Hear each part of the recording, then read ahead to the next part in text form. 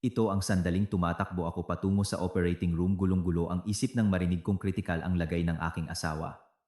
Bigla akong hinawakan ng isang nurse. Magtago ka at magtiwala sa akin, bulong niya. Sinunod ko siya at nagtago sa isang katabing silid. Makalipas ang 10 minuto bumukas ang pinto at nanlamig ang dugo ko sa aking nakita. Nagsimula ang lahat sa isang gabi kung kailan bumubuhos ang ulan na tila ba ibinubuhos ng langit ang lahat ng kalungkutan nito. Katutunog lang ng hating gabi sa wall clock ng condominium unit ni Carmela. Si Carmela na nakasuot ng mahabang pantulog ay hindi mapakali. Pabalik-balik siya sa sala, paulit-ulit na tinitingnan ang tahimik na cellphone sa ibabaw ng mesa. Hindi pa umuuwi ang kanyang asawa si Javier. Hindi ito ang unang pagkakataon. Siyempre madalas kailanganing mag-overtime ni Javier dahil sa malaking construction project na pinamamahalaan niya, ngunit iba ang gabing ito. Isang kakaibang kaba ang bumalot sa kanyang dibdib, malamig at tumatagos tulad ng hangin sa gabi. Nagkaroon sila ng maliit na pagtatalo kaninang hapon. Hindi naman malala, tungkol lang sa pera. Hiniling ni Carmela kay Javier na bawasan ng kaunti ang kanyang magastos na pamumuhay, ngunit naging irritable ito. Sinabi niyang hindi naiintindihan ni Carmela ang bigat ng kanyang trabaho. Karaniwan sa mga gabing tulad nito magte-text si Javier. Nasa site pa, o kaya grabe ang traffic. Huwag mo na akong hintayin. Ngunit ngayong gabi tahimik ang kanyang telepono. 3 beses na siyang tinawagan ni Carmela. Sa una nagring ito, ngunit hindi sinagot. Ang pangalawa at pangatlo ay dumiretso na sa voicemail. Nalobat siguro sinubukan ni Carmela na pakalmahin ang sarili, ngunit hindi nawawala ang masamang kutob. Lumalakas ang buhos ng ulan sa labas. Ang tunog nito ay parang walang tigil na pagtambol ng digmaan. Lumapit si Carmela sa bintana at hinawi ang mga kurtina. Basa at makintab ang kalye sa ibaba, walang katao-tao. Niyakap niya ang sarili, nakakaramdam ng ginaw. Naisip niya ang kanyang biyenan, na laging labis na nag-aalala sa tuwing ginagabi si Javier. Mabuti na lang at hindi nila ito kasama sa bahay, kung hindi ay mas lalo pang magiging tensyonado ang paligid. Eksaktong 12:30, binasag ng matinis na tunog ng landline ang katahimikan. Sa gitna ng gabi, napakalakas ng tunog kaya't napatalon si Carmela. Agad na kumabog ng malakas ang kanyang puso. Halos hindi na tumutunog ang telepono sa bahay. Nanginginig ang kamay na inangat niya ang auditibo. Hello, parang kinapos ang kanyang hininga. Speaking to Mrs. Carmela, asawa ni Mr. Javier, sabi ng isang boses sa kabilang linya, walang emosyon, profesional at nakapangingilabot na malamig. Ako nga, may nangyari ba sa asawa ko? Tanong ni Carmela, humihigpit ang hawak sa telepono. Ma'am, please kumalma po kayo. Ang inyong asawa si Mr. Javier ay nagkaroon ng malubhang aksidente sa sasakyan sa C5 Road. Dinala na po siya ng ambulansya dito sa Global City Medical Center. Critical po ang kanyang kalagayan. Isinasa ilalim na po siya sa emergency surgery ngayon din. Tila huminto ang mundo ni Carmela. Naramdaman niyang dumulas ang telepono sa kanyang kamay. Critical surgery. Opo ma'am. Ang hospital director po natin, si Dr. Ricardo Morales, ang magsasagawa ng operasyon. Mas mabuti po kung makakapunta kayo agad sa ospital, patuloy ng boss. Ngunit halos hindi na ito marinig ni Carmela. Dr. Ricardo Morales. Kilala ni Carmela ang pangalang iyon. Si Dr. Morales ang pinagkakatiwalaang family doctor ni Javier. Malaki ang respeto nito sa kanya. Nakaramdam siya ng bahagyang kapanatagan, ngunit patuloy na umalingaw sa kanyang isip ang salitang kritikal. Sige, papunta na ako, sabi ni Carmela at ibinaba ang telepono nang hindi na naghihintay ng sagot. Ilang segundo siyang natigilan. Nanghina ang kanyang mga tuhod. Hindi ito totoo. Isa itong masamang panaginip.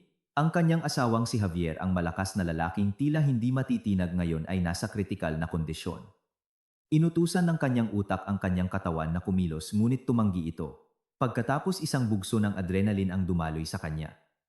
Kinuha niya ang isang mahabang jacket na nakasabit sa pinto. Wala na siyang pakialam sa kanyang itsura. Hindi na siya nagpalit ng pantulog, susi ng kotse, wallet. Iyon lang ang nasa isip niya. Patakbo siyang lumabas ng kondo at sumakay ng elevator, pakiramdam na ganap na walang laman. Hampas ng ulan ang tumama sa kanyang malamig na pisngi paglabas niya ng gusali. Tumakbo si Carmela patungo sa kanyang sasakyan sa parking lot. Sobrang nanginginig ang kanyang mga kamay kaya nahirapan siyang ipasok ang susi. Sa ikatlong subok sa wakas ay bumukas ang pinto. Pinaandar niya ang makina at tinapakan ang silinyador nang hindi na naghihintay na uminit ito. Ang biyahe papuntang Global City Medical Center ay karaniwang tumatagal ng 30 minuto, ngunit ngayong gabi sa ilalim ng malakas na ulan at nabubulagan ng takot ang daan ay tila isang kawalang hanggan. Nagmamaneho siya na parang wala sa sarili. Ang mga luha ay humahalo sa tubig sa windshield, lumalabo ang kanyang paningin. Nagtatrabaho ng husto ang mga wiper ngunit hindi sapat ang bilis para alisin ang agos ng tubig at luha. Ang kanyang mga isipan ay naglalakbay. Ang imahe ni Javier na tumatawa sa hapunan noong nakaraang linggo. Ang imahe ni Javier na galit sa kanilang pagtatalo kanina. Sinaksak siya ng konsensya. Bakit ako nagalit dahil lang sa pera? Paano kung iyon na ang huli naming pag-uusap? Diyos ko, iligtas niyo po siya. Pakiusap, iligtas niyo po ang asawa ko, paulit-ulit na dasal ni Carmela. Nanginginig ang kanyang mga labi. Wala na siyang pakialam kung lumabag siya sa ilaw trapiko o mapanganib na mag-overtake. Ang tanging gusto niya ay makarating. Makarating at makita si Javier at makumpirma na ang salitang kritikal ay isang pagkakamali. Sa wakas, lumitaw sa kanyang paningin ang malaking puting gusali ng Global City Medical Center. Ipinarking niya ang kotse kung saan-saan sa emergency area, hindi pinapansin ang sigaw ng isang security guard. Tumatakbo siyang pumasok sa emergency lobby, hapo, basang-basa ng ulan at luha. Yung asawa ko si Javier na aksidente, sigaw niya sa nurse sa information desk. Tiningnan ng nurse ang kanyang computer. Javier, opo, dinala na po siya sa 4th floor surgical area. Sakay po kayo ng elevator na yan at kumaliwa. Operating room number 3. Salamat. Hindi na nagsayang ng segundo si Carmela. Pinindot niya ng walang pasensya ang button ng elevator. Tila walang katapusan ang paghihintay. Nagpasya siyang tumakbo sa emergency stairs. Inakyat niya ang 4 na palapag nang walang hinto, ang puso'y malapit ng sumabog. Narating niya ang ika-4 na palapag. Ang pasilyo ay tahimik, malinis at amoy ng matapang na disinfectant na kinaiinisan niya sa mga ospital. Mahaba at madilim ang pasilyo, tanging mga puting fluorescent light ang nagsisilbing ilaw. Pagliko niya sa kaliwa, nakita niya ito sa dulo ng pasilyo. Isang dobleng pinto na bakal. Sa itaas nito, isang pulang ilaw ang nagniningning ng maliwanag sa tabi ng mga salitang nagpanlamig sa kanyang dugo. Operating Room 3. In operation. Nasa loob si Javier, nakikipaglaban para sa kanyang buhay. Nagsimulang tumakbo ulit si Carmela. Muling bumuhos ang mga luha. Kailangan niyang makapasok. Kailangan niyang makita si Javier. Itinaas niya ang kanyang kamay, nanginginig ng husto, handang itulak ang malamig na pintong bakal. Ilang sentimetro na lang ang layo ng kamay ni Carmela sa malamig na ibabaw ng bakal. Ramdam niya ang lamig ng aircon na nagmumula sa kabilang panig. Huminga siya ng malalim, naghahandang pumasok. Handa siyang harapin ang anuman para lang makasama si Javier. Sakto noong dumampi ang dulo ng kanyang mga daliri sa metal, isang matatag na kamay ang humawak sa kanyang braso mula sa gilid. Huwag po! Napasigaw ng bahagya si Carmela at lumingon na gulat. Isang batang nurse ang nakatingin sa kanya na may takot sa mga mata. Ang nurse ay nakasuot ng malinis na asul na surgical scrubs. Nakasabit sa kanyang leeg ang surgical mask. Maputla ang kanyang mukha, ngunit ang kanyang mga mata ay nag-aalab sa nakakatakot na pagmamadali. Sa kanyang nameplate ay nakasulat Clara R. Kayo po ang asawa ni Javier. Tama po ba? Mabilis na bulong ng nurse sa mababa at desperadong boses. Tumango si Carmela, puno ng takot, sinusubukang kumawala sa hawak ng nurse. Oo, nasa loob ang asawa ko. Kailangan kong pumasok. Bitawan mo ako. Hindi po. Mas hinigpitan ni Nurse Clara ang hawak sa kanya, inilalayo siya sa pinto ng operating room. Hindi po kayo pwedeng pumasok. Hindi nila dapat malaman na nandito kayo. Napaka-importante po nito. Kumunot ang noo ni Carmela. Sa isang sandali na daig ng pagkalito ang kanyang takot. Anong ibig mong sabihin? Sinong sila? Kritikal ang lagay ng asawa ko. Ako, makinig po kayo sa akin, ma'am. Tinitigan ni Clara si Carmela, nagmamakaawa ang mga mata. Alam ko pong parang kabaliwan ito, pero hindi po ito isang rescue operation. Isa itong patibong. Natigilan si Carmela sa salitang iyon, patibong. Anong ibig sabihin yan? Nasa loob si Dr. Morales. Iyon na nga po ang problema, pasitsit ni Clara. Wala na pong oras para magpaliwanag. Kailangan niyo pong magtago ngayon din. Hinila ni Clara si Carmela na tulala pa rin. Itinuro niya ang isang madilim na pinto na gawa sa kahoy sa kabilang panig ng pasilyo, bahagyang natatago sa likod ng isang vending machine. Walang anumang karatula ang pinto. Mukha itong stock room o utility closet. Pumasok po kayo diyan. Staff locker room po yan na bihirang gamitin sa gabi. I-lock niyo po ang pinto mula sa loob. Ano man ang marinig niyo, huwag kayong gagawa ng ingay. Huwag kayong lalabas hanggat hindi ako bumabalik. Ano man ang mangyari, huwag kayong lalabas. Umiikot ang isip ni Carmela. Walang katuturan ang lahat ng ito. Isang nurse ang nagsasabi sa kanya na magtago mula sa operasyon ng kanyang asawa, tinatawag itong isang patibong. Ngunit ang purong takot sa mga mata ni Clara ay totoong totoo. Hindi ito isang pag-arte. Mayroong napakamaling nangyayari sa ospital na ito sa likod ng pinto ng operating room na iyon. Bakit ako magtitiwala sa iyo, bulong ni Carmela, nanginginig ang boses sa pagitan ng takot at galit. Dahil ako lang po ang nakakita sa totoong medical history ng asawa niyo bago ito palitan ni Dr. Morales, mabilis na sabi ni Clara. Hindi po siya kritikal dahil sa aksidente. Bilis, baka lumabas na sila anumang oras. Ang huling pangungusap na iyon ay umubra. Halos itulak ni Clara si Carmela sa kabilang panig ng pasilyo. Sa gulong-gulo na isip, sumunod si Carmela. Binuksan niya ang pinto ng locker room. Madilim at amoy kulubluma na kape at pawis. Itinulak siya ni Clara sa loob. Ilak mo at magtiwala ka sa akin, bulong niya muli bago dahan-dahang isinara ang pinto mula sa labas. Narinig ni Carmela ang mahinang pag-click ng pinto. Nag-iisa siya sa ganap na kadiliman. Kinapa niya ang trangka at inikot ito. Sobrang lakas ng tibok ng kanyang puso na sumasakit ang kanyang dibdib. Kinakapos siya ng hininga. Sumandal siya sa pinto, sinusubukang iproseso ang lahat. Magtago, patibong, peking medical history. Dr. Morales. Dumausdos si Carmela pababa sa malamig na sahig. Tanging isang manipis na sinag ng liwanag mula sa ilalim ng pinto ang nagsisilbing ilaw. Naaninag niya ang mga anino ng mga hanay ng metal na locker sa paligid. Niyakap niya ang kanyang mga tuhod, sinusubukang pigilan ang marahas na panginginig ng kanyang katawan. Ano ang nangyayari? Baliw ba ang nurse na si Clara o kaliligtas lang nito sa kanyang buhay? Bumalik ang kanyang isip kay Javier. Kung hindi siya kritikal, nasaan siya? Ano ang ginagawa nila sa loob ng operating room na iyon? Gumapang si Carmela patungo sa pinto at idinikit ang tainga sa kahoy. Tahimik, walang tao sa labas ng pasilyo. Wala siyang marinig kundi ang dumadagundong na tibok ng sarili niyang puso. Sumilip siya sa susian, ngunit pader lang sa tapat ang nakikita niya. Tiningnan niya ang oras sa kanyang cellphone, 1:00 ng madaling araw. Tila gumagapang ang oras. Bawat segundo ay parang isang oras. Nag-iisa siya sa dilim, nakikinig sa nakakatakot na katahimikan. Napuno ang kanyang isip ng pinakamasasamang posibleng mangyari. Paano kung ikinulong siya rito ni Nurse Clara? Paano kung kailangan talaga siya ni Javier? Kailangan niyang magtiwala sa kanyang kutob. At ang kutob niya, sinsero ang mga mata ni Clara. Naghintay siya ng 1 minuto. 2 minuto. Pinakikinggan ang bawat mahinang tunog. Mga yabag sa malayo sa dulo ng pasilyo, ang ugong ng isang ice machine, ngunit wala mula sa operating room 3. 5 minuto. Nagsisimula na siyang masuffocate. Nakakabagot ang silid. Gusto niyang sumigaw. Gusto niyang tumakbo at gibain ang pinto ng operating room. 7 minuto. Nagdasal siya sa kanyang isip. Hindi na lang para kay Javier kundi para na rin sa sarili. Pakiramdam niya ay isang daga sa isang patibong.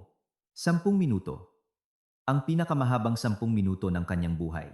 Bigla nakarinig siya ng isang malinaw na pag-click mula sa kabilang panig, hindi sa kanyang pinto kundi sa pasilyo. Pinigil ni Carmela ang kanyang hininga.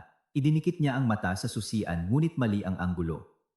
Gumalaw siya, naghahanap ng siwang sa mga bisagra ng pinto. Sa makitid na espasyo sa pagitan ng pinto at ng hamba, nakita niyang namatay ang pulang ilaw sa itaas ng operating room 3. Tapos na ang operasyon.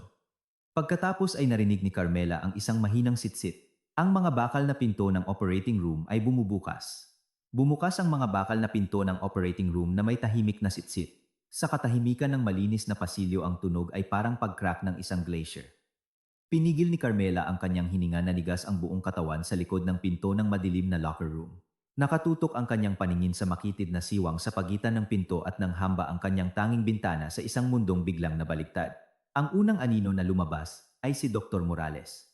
Nakasuot pa rin siya ng asul na surgical scrubs, ngunit ibinaba na niya ang kanyang maskara hanggang sa leeg.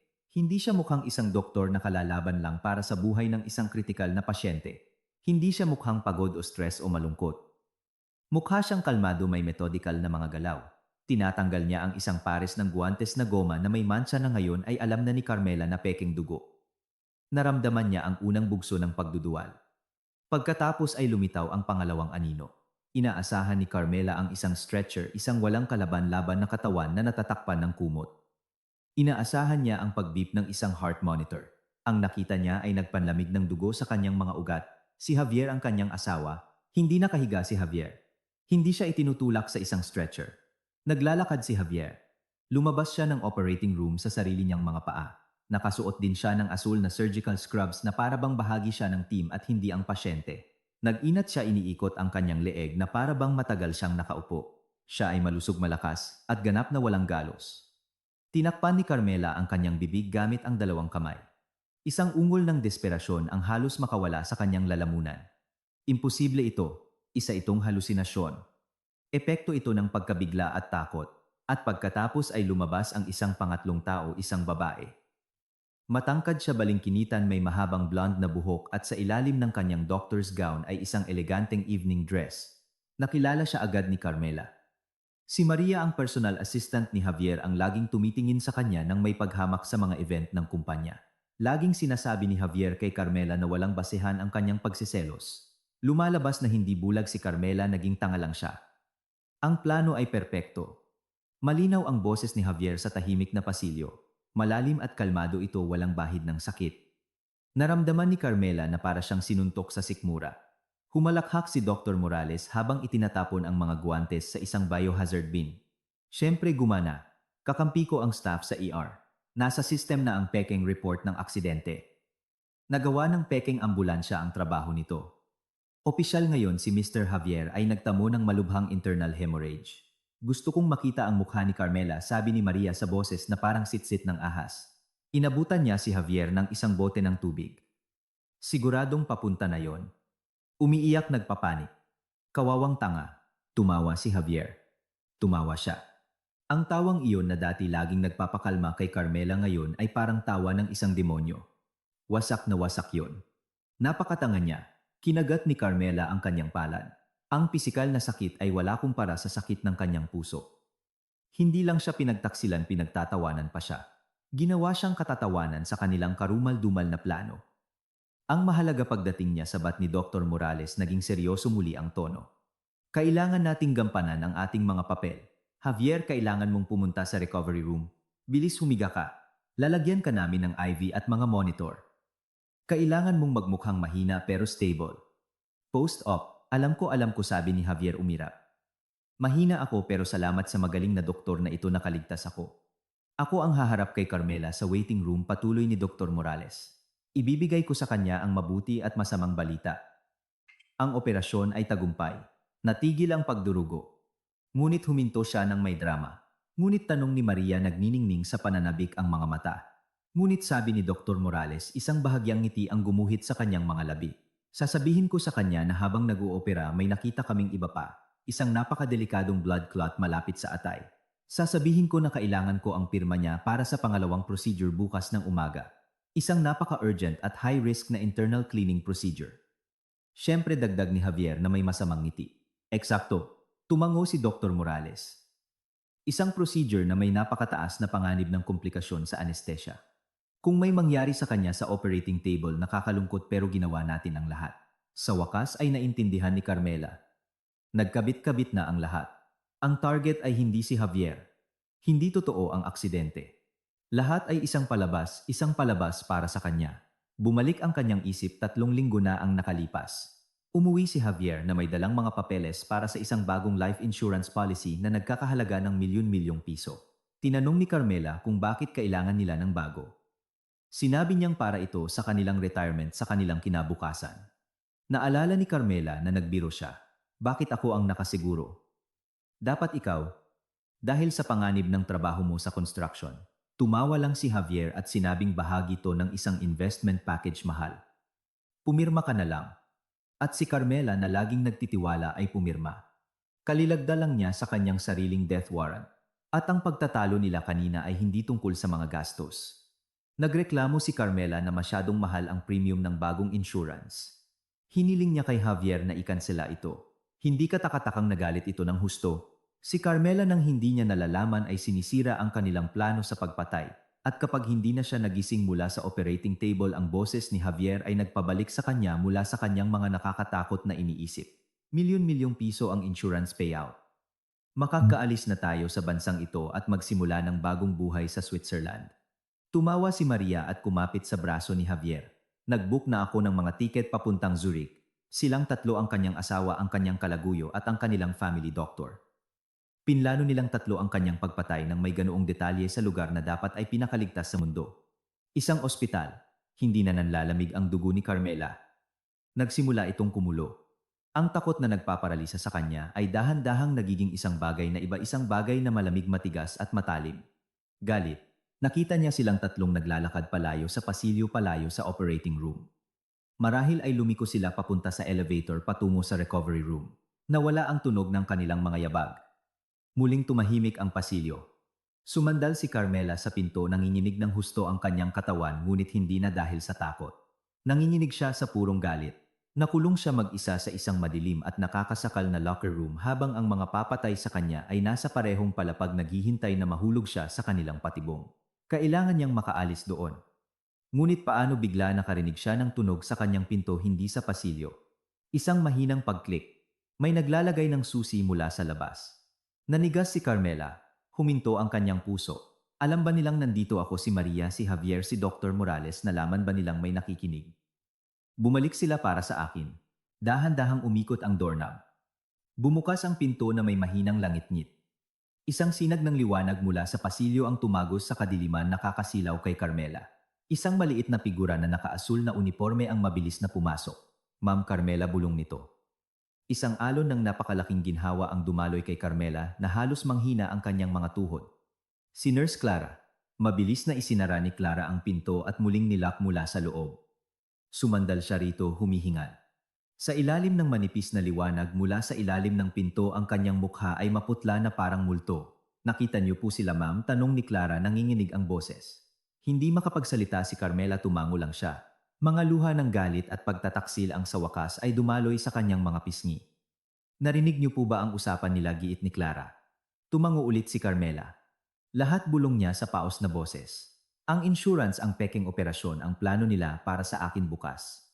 Ipinikit ni Clara ang kanyang mga mata, sandali na parang dinaramdam ang sakit kasama niya. Diyos ko, hinala ko na nga. Pero ang marinig ito, bakit mo ako tinutulungan? Tanong ni Carmela, nakatingin sa batang nurse. Isinusugal mo ang lahat. Umupo si Clara sa sahig sa tabi ni Carmela at huminga ng malalim.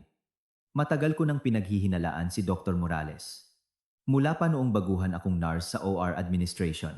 Nakikinig si Carmela, nakakapit sa braso ni Clara na para bang ito ang tanging angkla sa kanyang bagong wasak na mundo. Hindi po siya doktor, sabi ni Clara sa mahinang boses, nakatingin sa malayo sa mga locker. Isa po siyang berdugo. Ang specialty niya ay mga aksidente sa operating table. Tinitingnan niya ang mga mayayamang pasyente na may malalaking insurance policies o mga matatandang pasyente na walang pamilya. Mag-i-schedule siya ng isang simpleng operasyon. Tapos sa kalagitnaan ng operasyon magkakaroon ng komplikasyon. Isang fatal reaction sa anesthesia, isang hindi inaasahang pagdurugo, isang bagay na hindi mapapatunayang medical malpractice. Namatay ang pasyente, patuloy ni Clara, tumigas ang boses. Nababayaran ng insurance at kahit paano, laging nakakatanggap si Dr. Morales ng isang malaking donasyon para sa kanyang research ilang linggo pagkatapos. Isa siyang kasuklam-suklam na nilalang. Pero paano mo nalaman ang tungkol kay Javier, ang tungkol sa akin? Tanong ni Carmela. Naka-duty po ako sa surgical floor ngayong gabi, paliwanag ni Clara. Nakita ko ang emergency surgery na nakaschedule sa pangalan ni Javier. Ang code ay blunt abdominal trauma. Pero may kakaiba. Walang supporting data mula sa ER. Karaniwan automatikong pumapasok ang data ng isang ER patient. Ito blanco. Para bang ang pasyenteng ito ay bigla na lang lumitaw sa harap ng operating room. Isang kilabot ang gumapang sa likod ni Carmela. Dahil sa kuryosidad, patuloy ni Clara, ginamit ko ang access ko para tingnan ang mga system records. Nakita ko na si Dr. Morales mismo ang manu-manong nag-input ng data mula sa kanyang computer, isang bagay na napakakaiba para sa isang prestihiyosong siruhano. Kaya gumawa ako ng isang mapangahas na bagay. Alam ko ang access code sa kanyang opisina. Isang oras ang nakalipas habang naghahanda siya para sa operasyon, pumasok ako. Kailangan kong malaman kung ano ang itinatago niya. Nagningning ang mga mata ni Clara. Sa isang nakalock na drawer sa kanyang mesa nakita ko ang totoong file. Sa pangalan ni Javier, hindi ito data ng aksidente. Isa itong report ng isang kumpletong medical check-up, 2 araw na ang nakalipas. Ang resulta ay perfect absolute state of health. Siyempre naisip ni Carmela ng may pait. At sa parehong drawer lalo pang humina ang boses ni Clara. Nandoon ang file niyo, ma'am. Isang kopya ng bagong life insurance policy. Ang halaga ay astronomical. At sa dulo sa ilalim ng advising physician ay ang pangalan ni Dr. Morales. Nagkabit-kabit na ang lahat, ang pekeng aksidente, ang pekeng operasyon at ang plano para sa pangalawa at nakamamatay na operasyon para kay Carmela. Alam kong wala akong masyadong oras, sabi ni Nurse Clara. Alam kong tatawagan kanila. Hindi ko alam kung ano ang plano nila, pero alam kong hindi ka dapat makipagkita sa kanila bago mo malaman ang katotohanan. Tumakbo ako sa pasilyo, umaasang mahaharang kita. At sa kabutihang palad na gawa ko, hinigpitan ni Carmela ang hawak sa kamay ng nurse. Iniligtas mo ang buhay ko, Clara. Hindi pa po seryosong, sabi ni Clara. Nagsisimula pa lang tayo. Alam nilang darating ka. Hinihintay ka nila.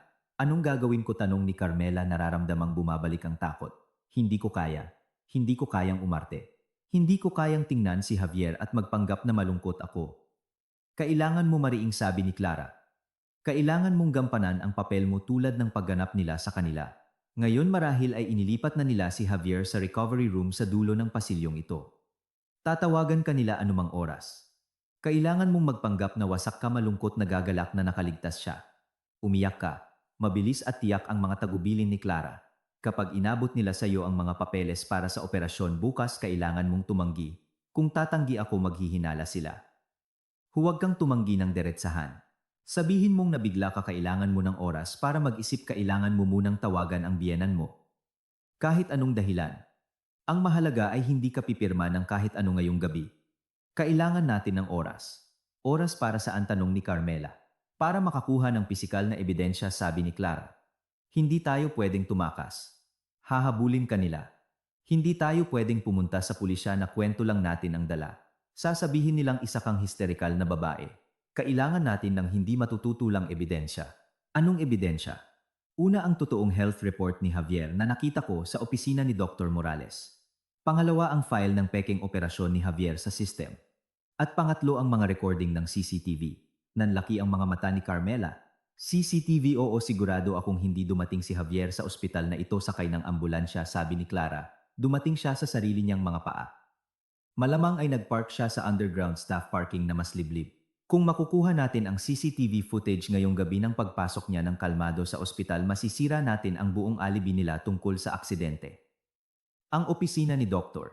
Morales ay nasa basement, sabi ni Carmela, nagsisimulang gumana ang kanyang utak. Tama, katabi ng archives room at ng server room ng mga kamera, kumpirma ni Nurse Clara. Iyon ang lungga niya. Kumuha si Nurse Clara ng isang puting card mula sa kanyang bulsa. Isa itong spare master access card. Kinuha ko ito sa reception desk kanina. Pero may problema.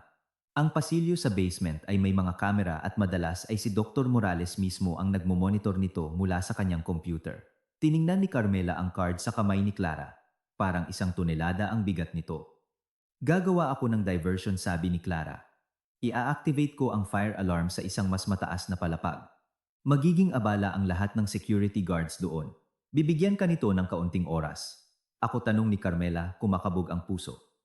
Kailangan mong pumunta sa basement ng palihim, sabi ni Clara, tinitingnan si Carmela ng diretso sa mata. Pumasok ka sa opisina ni Dr. Morales at hanapin ang totoong file ni Javier. Pagkatapos pumunta ka sa server room. Kunin mo ang mga recording ng mga nakaraang oras. Kung may data cable ka, pwede mong i-transfer sa telepono mo. Kinapa ni Carmela ang mga bulsa ng kanyang pantulog. Dala niya ang telepono ngunit walang cable. Gamitin mo ito. Sabi ni Clara, tinatanggal ang isang maliit na USB drive mula sa kanyang keychain. I-connect mo sa server at kopyahin ang data. Bilis. Clara, hindi ko alam kung paano. Kaya mo. Yan, putol ni Clara. Kailangan mong gawin. Ito lang ang pagkakataon natin. Pagkatapos magkita tayo sa emergency exit sa basement. Sabay tayong aalis dito. Kaka-assign lang ni Nurse Clara sa kanya ng isang imposibleng misyon, bumaba sa lungga ng kalaban at magnakaw ng ebidensya habang ang kanyang mga asasino ay malayang gumagala sa itaas. Sakto sa sandaling iyon, nag-vibrate ang telepono sa kamay ni Carmela. Ang pangalan sa screen ay nagpakulo muli sa kanyang dugo. Dr. Ricardo Morales. Nagsimula na sila, bulong ni Nurse Clara, nanlalaki ang mga mata. Sagutin mo, gampanan mo ang papel mo, mahina, hysterical, sunod-sunuran. Huminga ng malalim si Carmela, inislide ang daliri sa screen para sagutin. Huminga ng malalim si Carmela. Ang kulob na hangin sa locker room ay tila sumisikip sa kanyang mga baga. Sa kanyang kamay ang telepono ay nag-vibrate na parang isang galit na ahas. Nagniningning sa screen ang pangalan ni Dr. Ricardo Morales. Ito na ang kanyang entablado. Oras na para umarte. Sagutin mo, bulong ni Nurse Clara. Tandaan, mahina historical sunod-sunuran. I-slide ni Carmela ang berdeng icon at idinikit ang telepono sa kanyang tainga.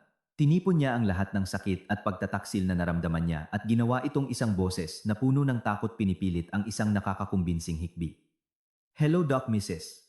Carmela, salamat sa Diyos. Ang boses ni Dr. Morales sa kabilang linya ay napakainit, napakabait, napakapuno ng habag na halos masuka si Carmela.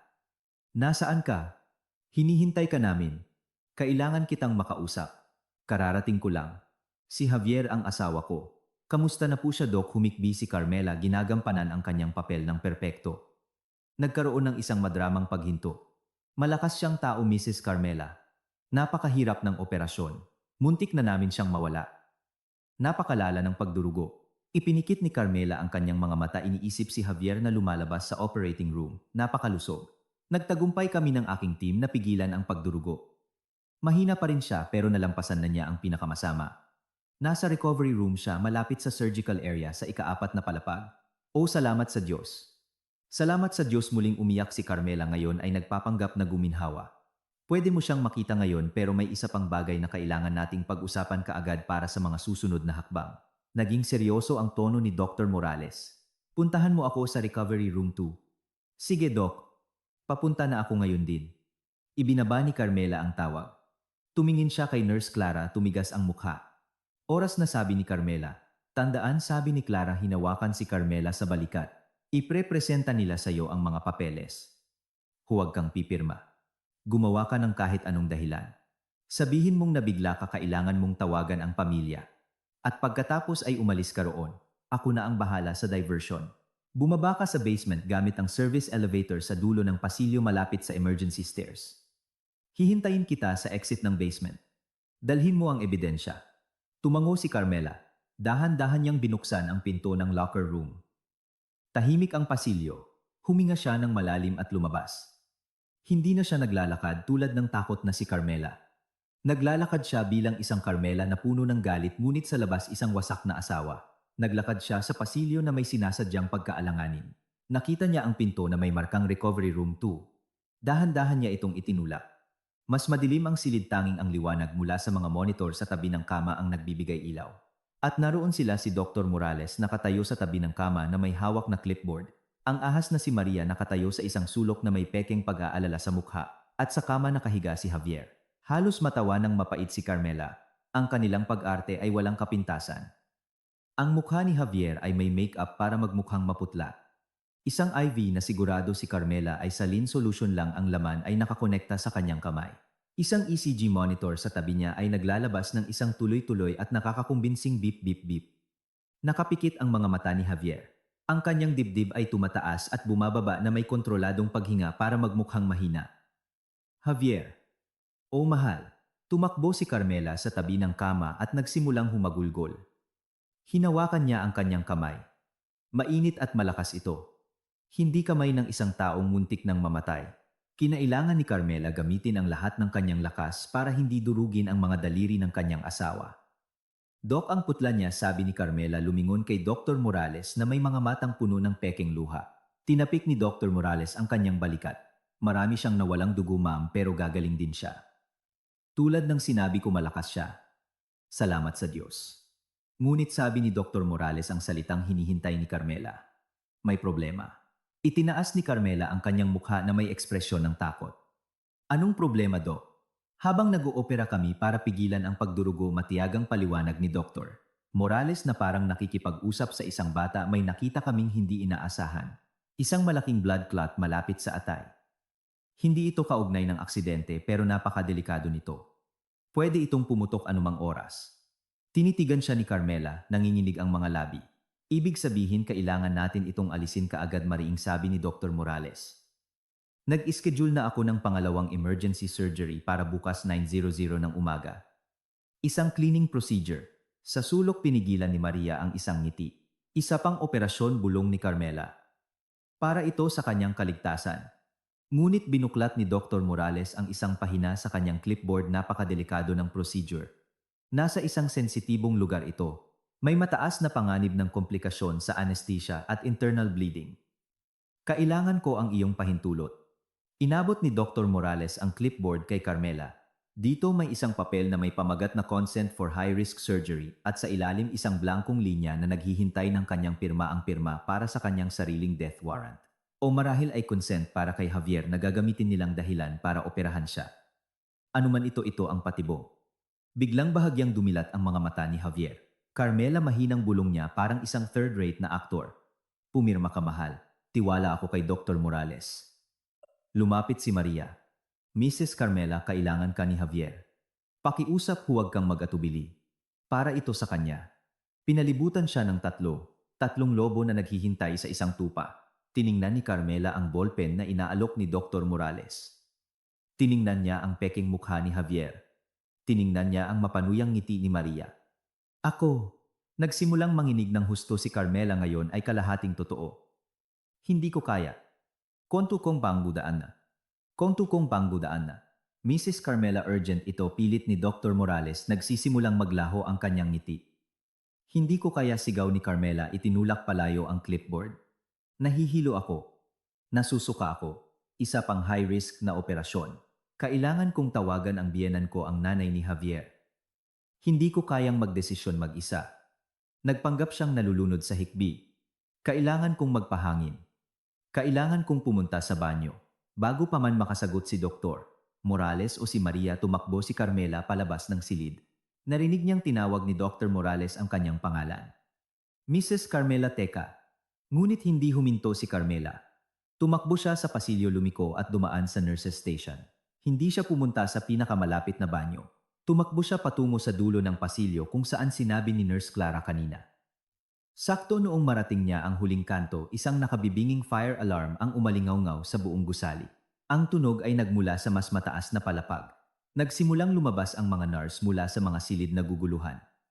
Isang security guard ang tumakbo patungo sa mga pangunahing elevator, nagsasalita sa kanyang radyo. Ito ang diversyon ni Clara. Sa gitna ng kaguluhan, walang nakapansin kay Carmela. Nakita niya ang isang metal na pinto na may nakasulat na service elevator staff only. Ginamit niya ang card na ibinigay ni Clara. Bumukas ang pinto. Pumasok si Carmela sa masikip na metal na kabina na amoy langis. Pinindot niya ang button na B para sa basement. Sumara ang mga pinto ng elevator, pinahina ang magulong tunog ng alarma. Nag-iisa sa pababang elevator, sumandal si Carmela sa pader, ang puso'y tumitibok ng 1,000 kada oras. Nanalo siya sa unang round, ngunit ngayon bumababa na siya sa lungga ng kalaban. Huminto ang service elevator na may mahinang ding. Bumukas ang mga pinto. Ang tanawin sa harap niya ay malaking kaibahan sa malinis at maliwanag na surgical floor. Ang basement ng ospital ay madilim, malamig at amoy amag. Malalaking tubo ang tumatakbo sa mababang kisame, ang ilan ay tumutulo ng tubig sa bitak-bitak na sementadong sahig. Ang tunog ng fire alarm mula sa itaas ay isang malayo at mahinang alingaunggaw. Lumabas si Carmela, mahigpit na hawak ang card ni Clara. Mag-isa siya sa nakapangingilabot na katahimikan. Sinundan niya ang mga halos hindi makitang karatula sa pader, archives, maintenance server room. Sa dulo ng pasilyo, sa isang medyo mas maliwanag na lugar, nakita niya ang mga ito. 2 pinto magkatabi. Sa isa ay nakasulat Dr. Ricardo Morales, Chief of Surgery. Ang isa ay isang mabigat na metal na pinto na may nakasulat Server Room Restricted Access. Ito ang lungga nila. Nagpasya si Carmela na unahin ang opisina ni Dr. Morales para sa medical report ni Javier. Ginamit niya ang card. Ang mabigat na kahoy na pinto ay bumukas ng walang ingay. Pumasok siya. Ang opisina ay nakakagulat na marangya. Makakapal na karpet, isang malaking mahogany desk at matataas na bookshelf. Amoy mamahaling kape at katad. Malaki siguro ang kita sa medical malpractice. Tumakbo si Carmela patungo sa desk. Nakalak ang mga drawer. Wala siyang oras para sirain ang mga ito. Ang kanyang tingin ay napunta sa mga bookshelf. Sa pagitan ng makakapal na aklat ng medisina ay may mga hanay ng mga file cabinet. Binasa niya ang mga label. Research agenda. Patients. Kinuha niya ang para sa patients. Wala ito roon. Kumuha siya ng isa pa. Special projects. At sa loob natagpuan niya ito. Isang manipis na folder na walang label. Binuksan niya ito. Kumabog ang kanyang puso. Naroon ito. Ang medical check-up report ni Javier na may petsang 2 araw na ang nakalipas. Sa ilalim, isang malaking pulang selyo ang nagsasabing optimal physical condition. Sa tabi nito ay isa pang mas makapal na folder. Binuksan ito ni Carmela. Mga financial report ito. Isang final notice mula sa isang bangko. Isang bankruptcy filing para sa isang multimilyong pisong utang sa pangalan ng kumpanya ni Javier. Narito ang pisikal na ebidensya at ang motibo. Kinuha ni Carmela ang kanyang telepono. Sobrang nanginginig ang kanyang mga kamay na halos hindi niya mabuksan ang kamera. Kinuhanan niya ng litrato ang bawat pahina isa-isa. Ang pahina ng check-up, ang pahina ng selyong optimal at ang mga pahina ng utang sa bangko. Tapos na. Ibinalik niya ang mga file sa kanilang lugar. Ngayon ang mga kamera. Lumabas siya ng opisina maingat na isinara ang pinto. Pumunta siya sa metal na pinto ng server room. Ginamit niya ang card. Bumukas ang pinto. Isang bugso ng malamig na hangin at isang malakas na ugong ang sumalubong sa kanya. Puno ang silid ng mga server rack na may mga kumikislap na berde at dilaw na ilaw. Nakita niya ang isang tumpok ng mga monitor at video recorder sa isang sulok.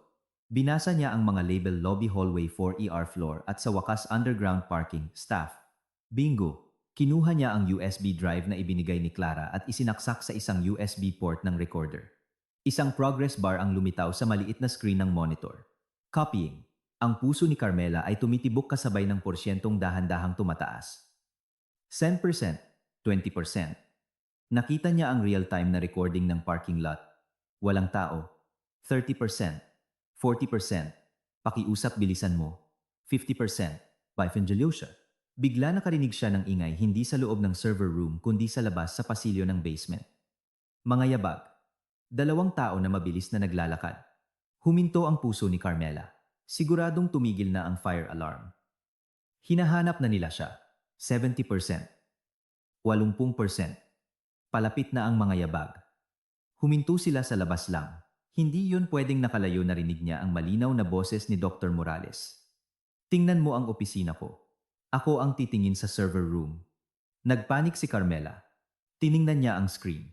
Byfan Jose Wu. Byfan Jose ba? Nagsimulang umikot ang doorknob ng server room. 99%. Copy complete. Hinablot ni Carmela ang USB drive. Sakto noong bumukas ang pinto ng server room, lumingon si Carmela, ang kanyang katawan ay bumangga sa isang server rack sa likod niya. Sa pintuan ay si Dr. Morales, nag-aalab sa galit ang mga mata. Sa likod niya ngumingiti ng matagumpay si Maria. Hinahanap mo ba ako, Carmela? Pang-aasar ni Maria sa isang boses na matamis ngunit nakamamatay. Magandang laro to, Mrs. Carmela, sabi ni Dr. Morales pumapasok sa silid. Tiningnan niya ang video recorder at pagkatapos ay ang USB drive sa kamay ni Carmela. Pagtatago sa locker room, pagpapanggap na hysterical, pagtakbo sa basement. Akala mo ba talaga ganoon kami katanga? At si Nurse Clara, bulong ni Carmela. Yung munting pakialamera na yon, tumawa si Dr. Morales. Inasikaso na namin siya. Hindi na siya manggugulo kahit kanino. Nanikip ang sikmura ni Carmela sa takot. Anong ginawa nila kay Clara? Akala mo matalino ka ha, sabi ni Maria, lumapit at hinablot ang telepono ni Carmela. Tiningnan niya ang photo gallery. Ang ebidensya natin. Ang cute. Binura niya ang mga litrato isa-isa sa harap ni Carmela. Si Javier, ang pera lahat ay binura. Pero mayroon ako nito, sigaw ni Carmela, itinaas ang USB drive. Ang recording ni Javier na naglalakad papasok. Hindi niyo ito mabubura. Ngumiti si Dr. Morales. Ito ang pinakamalamig na ngiti na nakita ni Carmela. Talaga, tignan mong mabuti kung ano ang kinopya mo. Naguluhan si Carmela. Ang recording na iyan na pinaghirapan mong kopyahin, paliwanag ni Dr. Morales na parang nagtuturo sa isang estudyante, ay isang loop ng recording kagabi inihanda para sa sinumang susubok sumilip. Tiningnan ni Carmela ang USB drive sa kanyang kamay. Ngayon ay parang wala na itong silbi. At ang mga file sa opisina ko, patuloy ni Dr. Morales. Ang medical report na iyon ay isang pekeng kopya na itinanim namin doon. Sadya, bilang pain, ang mga orihinal ay nasira na. Isa itong patibong. Ang buong pagtakas niya sa basement ay isang patibong. Hinayaan nila siyang makatakas sa recovery room. Sadya, dinala nila siya rito. Welcome sa patibong, Mrs. Carmela, sabi ni Dr. Morales. Ngayon may dalawa kang pagpipilian. O pipirmahan mo ang consent ng maayos. Lumapit si Maria, may kinuha sa likod niya, isang malaking hiringgilya na puno ng isang malinaw na likido. O, pipilitin ka naming pumirma, sabi ni Maria. At pagkatapos niyan, pwede na nating ituloy ang iyong pangalawang procedure. Dito mismo ngayon din. Biglang naramdaman na mainit at nakakasakal ang malamig na server room. Ang mga pader ng mga umuugong na server rack ay tila nagsasara sa kanya, kinukulong siya kasama ang kanyang dalawang maninila. Ang mga salita ni Dr. Morales ay tumama sa kanya na parang martilyo. Peking pendrive. Burado na ang mga litrato sa kanyang telepono. Na-neutralize na si Nurse Clara. Nag-iisa siya. Bawat hakbang na akala niya ay isang matalinong galaw ay sa katunayan isang landas na inilatag nila para sa kanya. Sumayaw siya sa kanilang musika at ngayon narating na niya ang dulo ng kanta diretso sa bibig ng leon. Ngumiti si Maria. Ito ay isang ngiti ng purong kasiyahan. Pinaikot niya ang malaking hiringgilya sa kanyang kamay. Ang malinaw na likido sa loob ay kumikinang sa ilalim ng mga fluorescent na ilaw. Halika na Carmela, sitsit ni Maria. Pumili ka. Pipirma ka ng maayos o patutulugin muna kita. Iniharap muli ni Dr. Morales ang clipboard. Ang linya para sa pirma ay tila nang uuyam sa kanya. Tapos na ang laro, Mrs. Carmela. May schedule kaming kailangang sundin. Mabilis na nag-isip si Carmela. Nandoon ang takot, isang malamig na kakaparalisang takot, ngunit sa ilalim nito ang galit na naramdaman niya kanina sa locker room ay nagsimulang mag-alab muli.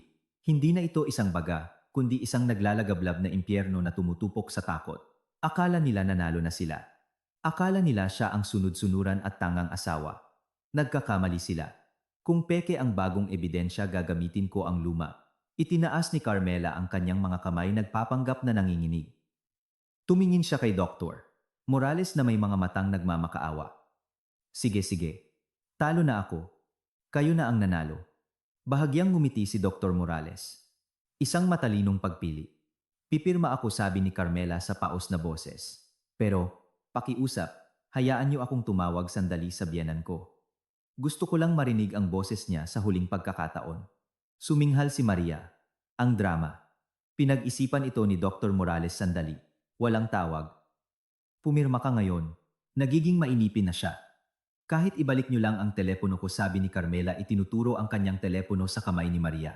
Nandoon ang mga kontak ng pamilya ko.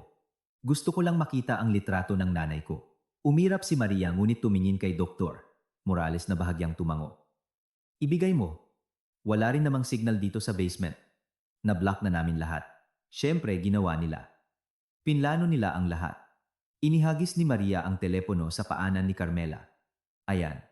Dahan-dahang yumuko si Carmela, bawat kilos ay kinakalkula para magmukhang talunan at wasak. Kinuha niya ang telepono. Nanginginig ang kanyang mga kamay, ngunit ngayon kontrolado na niya ang mga ito. Malakas ang tibok ng kanyang puso, hindi dahil sa takot kundi dahil sa adrenaline. Hawak niya ang telepono, nakatingin sa madilim na screen. Salamat, bulong niya. Tumayo siya ng tuwid at sa isang iglap nagbago ang buong kilos niya. Ang kanyang likod na dati kuba ngayon ay tuwid. Ang kanyang mga matang nagmamakaawa ay ngayon isang matigas at malamig na tingin. Ang kanyang mukha na dati maputla ngayon ay tensyonado. Naramdaman ni Dr. Morales at ni Maria ang pagbabago. Ang kanilang mga ngiti ay bahagyang nag-alinlangan. Tama kayo, sabi ni Carmela sa isang patag at malamig na boses. Magandang laro, magandang pain. Pero nagkamali kayo sa isang bagay. At ano yun, pang-aasar ni Maria? Akala niyo nalaman ko ang kabulukan ng asawa ko ngayong gabi, sabi ni Carmela. Pero ilang buwan ko nang naaamoy ang basurang ito. In-unlock niya ang kanyang telepono. Aningko, binura ni Maria ang mga litrato sa gallery, pero hindi alam ni Maria kung paano hanapin ang isang nakatagong audio folder. Bago ako pumirma, sabi ni Carmela, nais kong pakinggan niyo ito. Ituring niyo itong isang lullaby. Pinindot niya ang play button. Sa isang segundo walang nangyari. Pagkatapos, isang boses ang pumuno sa server room. Ang boses ni Javier, malinaw at matalas. Hindi, wala akong pakialam sa pasasalamat mo. Siguraduhin mo lang na ang consultancy fees ay nasa Swiss account bago matapos ang buwan. 2 million. Linisin mo. Ayokong malaman kung paano. Siguraduhin mo lang. Ang recording ay mula 3 buwan na ang nakalipas. Isang tawag sa pagitan ni Javier at isang kasosyo. Si Javier ay nag-aayos ng mga suhol at money laundering para sa kanyang huling proyekto sa konstruksyon. Lihim itong nirecord ni Carmela habang nag-uusap sila sa kanyang home office. Iniisip na magagamit niya itong armas sa isang posibleng paghihiwalay. Hindi niya akalain na gagamitin niya ito para iligtas ang kanyang buhay. Nanigas si Dr. Morales at si Maria. Namutla ang kanilang mga mukha. Yan utal ni Dr. Morales. Wala yang kinalaman dito. Meron, Doc, sabi ni Carmela lumapit. Pinapatunayan nito ang pagkatao ng asawa ko. Pinapatunayan nitong kriminal siya. At ang recording na ito, kasama ang testimonya ko, ay mag-uudyok sa pulisya na imbestigahan ang lahat ng kanyang negosyo, kasama na ang kanyang mga insurance deals sa iyo. Hindi ka makakalabas ng buhay sa silid na ito, sitsit ni Maria itinaas ang hiringgilya. Malamang hindi sabi ni Carmela mapanghamon ang tingin. Pero ang teleponong ito itinaas niya ang telepono ay nagre-record ng buong usapan natin sa silid na ito mula pa noong pumasok kayo. Ito ay isang bluff. Talagang putol ang signal, hindi siya pwedeng mag-transmit ng anuman. Pero hindi nila alam iyon. At ang recording na ito patuloy ni Carmela itinaas ang kanyang boses ay konektado sa cloud.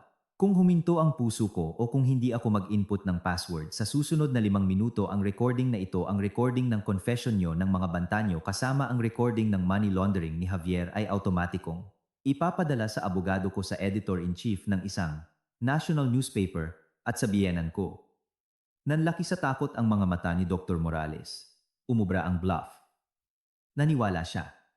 Pigilan mo siya, sigaw ni Dr. Morales nagpapanik. Maria, turukan mo na siya ngayon. Natauhan si Maria, sumigaw at sumugod kay Carmela, ang hiringgilya ay nakatutok na parang isang punyal. Umatras si Carmela, bumangga sa malamig na mga server rack. Wala nang tatakbuhan. Itinaas niya ang kanyang mga kamay para protektahan ang kanyang mukha, naghahanda sa tusok ng karayom. Tigil. Isang bagong boses ang umalingaw-ngaw sa ilalim ng lupa. Isang boses na puno ng galit at autoridad. Ang pinto ng server room na isinara ni Dr. Morales ay bumukas ng malakas. Sa pintuan ay si Javier. Nakasuot pa rin siya ng kanyang peking surgical scrubs. Ang kanyang mukha ay pula sa galit. Nag-aalab ang kanyang mga mata. Hindi siya mukhang isang mahinang pasyente. Mukha siyang isang hari na katutuklas lang na pinagtaksilan siya ng kanyang mga tauhan. Anong ginagawa niyo rito? Sigaw ni Javier, umalingaw-ngaw ang kanyang boses. Ang plano ay sa recovery room, hindi sa basement. Huminto siya, tinitingnan ang eksena sa harap niya. Isang Dr. Morales na nagpapanik, isang Maria na natigilan na may hiringgilya sa kamay at si Carmela na nakatayo ng tuwid sa harap ng isang server, hawak ang kanyang telepono na parang isang armas. Tumingin si Javier kay Carmela at ang galit sa kanyang mukha ay dahan-dahang naging sorpresa at pagkatapos ay isang malamig na maskara ng pagkamuhi. Sa wakas ay naintindihan niya. Alam ng kanyang asawa ang lahat. Isang standoff. 4 na tao sa umuugong na server room. Ang 3 Manila ay ngayon nagtitinginan ng may pagdududa. Ang kanilang biktima ay nasa gitna, hawak ang pinakamahalagang baraha. Pumasok si Javier. Hindi niya inalis ang tingin kay Carmela. So sabi niya sa isang mapanganib na mababang boses. Alam mo. Alam ko ang lahat, Javier, sagot ni Carmela. Ang kanyang boses ay kasing lamig din. Ang peking operasyon. Ang insurance. Ang plano mong patayin ako bukas sa operating table.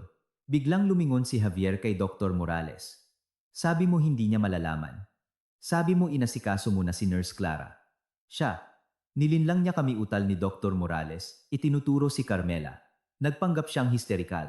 At may recording siya. Isang lumang recording mo tungkol sa mga negosyo mo. Tumigas ang mukha ni Javier. Anong recording? I-play mo ulit, Carmela, utos niya sa sarili. Kailangan niyang pag-awayin sila. Muling pinindot ni Carmela ang play button.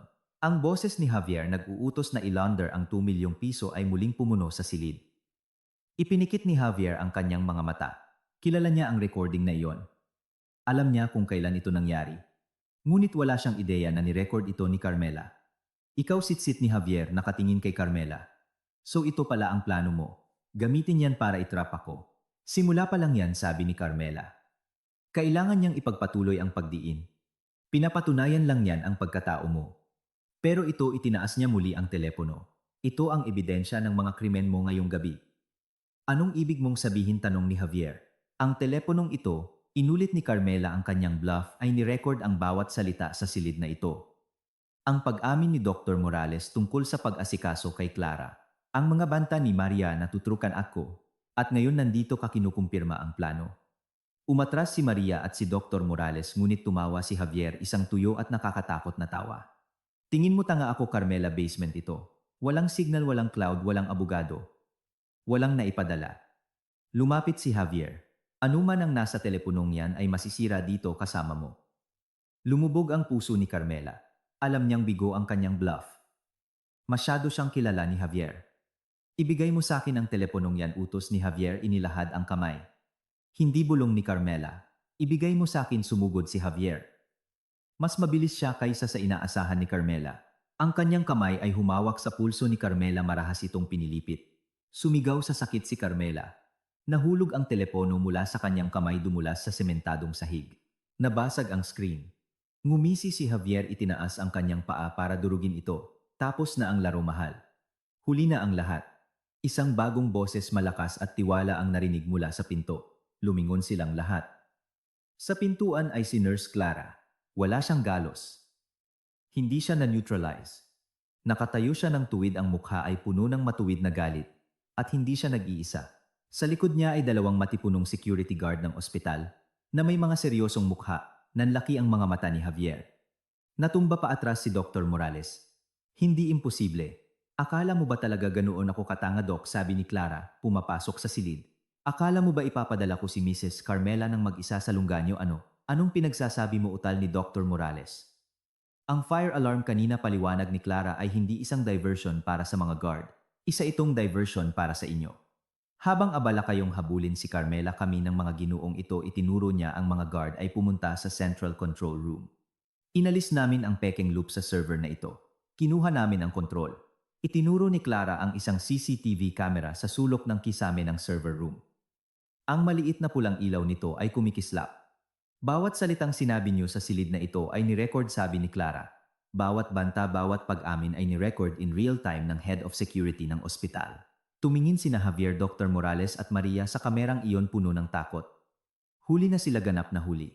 At ang pendrive na yan, dagdag ni Carmela, itinuturo ang USB na nasa ibabaw pa rin ng recorder. Iyan ang totoong pain. Isang pain para mapanatili kayong abala. Tumingin si Carmela kay Javier. Habang hinahabol niyo ako, kinopya ni Clara ang totoong recording ng pagdating mo. Ikaw na kalmadong pumapasok sa staff lobby, nagtatawanan kasama si Maria. Hawak namin ang lahat. Tahimik. Ang ugong ng mga server ang tanging tunog. Ang mukha ni Javier ay namumutla. Ang kanyang perpektong plano ay gumuho. Si Dr. Morales ang unang bumigay. Alam niyang tapos na ang kanyang karera, ang kanyang buhay. Tumingin siya sa paligid. Nakita niya ang hiringgilya na nahulog ni Maria noong pumasok si Javier. Sa isang desperadong sigaw, sumugod si Dr. Morales dito. Hindi niyo ako mahuhuli, hindi niya inatake si Carmela. Inatake niya ang nag-iisang taong may teknikal na ebidensya, si Nurse Clara. Clara, ingat, sigaw ni Carmela. Ngunit hindi gumalaw si Clara. Inaasahan na niya ito. Habang sumusugod si Dr. Morales, hindi umatras si Clara. Lumapit siya, kinuha ang sarili niyang hiringgilya mula sa bulsa ng kanyang uniforme, mas maliit ngunit kasing letal. Ito, kalmadong sabi ni Clara, sakto noong pumasok si Dr. Morales sa kanyang abot tanaw, itinusok ang hiringgilya diretso sa makapal na hita ng doktor. Isang malakas na sedative maximum dose. Alam mo ang epekto, di ba? Doc, huminto si Dr. Morales. Nanlaki ang kanyang mga mata sa gulat. Tiningnan niya ang hiringgilya na nakatusok sa kanyang hita. Sinubukan niyang tanggalin ito, ngunit nagsimulang manginig ang kanyang mga kamay, nanghina ang kanyang mga tuhod. Ikaw. Bumagsak siya sa sahig na parang isang sako ng patatas. Pumuti ang kanyang mga mata, walang malay. Sumigaw ng hysterical si Maria nang makitang bumagsak ang kanyang kasabwat. Nawala ang kanyang composure. Hindi siya umatake. Tumalikod siya at sinubukang makipagsiksikan sa mga security guard para tumakas. Ngunit madali siyang nahawakan ng pangalawang guard sa braso at pinusasan. Tanging si Javier na lang ang natira. Nakatayo siya roon, tulala, nakatingin sa bumagsak na si Dr. Morales, sa humahagulgol na si Maria at kay Carmela na nakatingin sa kanya ng walang takot. Isang bulag na galit ang bumalot sa kanya. Kung babagsak siya, isasama niya si Carmela. Kasalanan mo ang lahat nito, sigaw niya. Nakalimutan niya ang mga guard, nakalimutan niya ang kamera. Tanging si Carmela ang nakikita ng kanyang mga mata. Sumugod si Javier patungo sa kanya, ang kanyang mga kamay ay handang sakalin ang kanyang asawa. Sumabog sa gulo ang silid. Ang galit na sigaw ni Javier, kasalanan mo ang lahat nito, umalingaw sa gitna ng ugong ng mga server. Ang kanyang mga mata ay namumula, ang mga pupil ay dilat dahil sa adrenaline at purong pagkamuhi. Hindi na niya nakikita ang mga security guard o pinapansin ang kamerang nagre-record. Ang tanging target niya ay si Carmela. Sumugod siya. Mabilis na kumilos ang unang security guard na hindi nakahawak kay Maria. Sir, huwag kang gagalaw, sigaw niya humarang para pigilan si Javier. Ngunit si Javier, na puno ng desperasyon ng isang taong nawalan na ng lahat, ay may hindi inaasahang lakas. Ibinangga niya ang kanyang balikat sa dibdib ng guard, na naging dahilan para mataranta ang lalaki. Hindi maaaring bitawan ng pangalawang guard ang nagpupumiglas na si Maria. Sa isang iglap na lampasan ni Javier ang depensa. Naabot niya si Carmela, marahas na hinawakan ang kwelyo ng kanyang damit at hinila ng malakas. Tumalsik pasulong ang ulo ni Carmela at umungol siya sa sakit. Ang isa pang kamay ni Javier ay kumalmot sa kanyang balikat pinunit ng kanyang mga kuko ang tela ng kanyang pantulog. Papatayin kita ungol niya ilang pulgada lang ang layo ng kanyang mukha sa mukha ni Carmela. Ngunit hindi na si Carmela ang parehong babae. 3 oras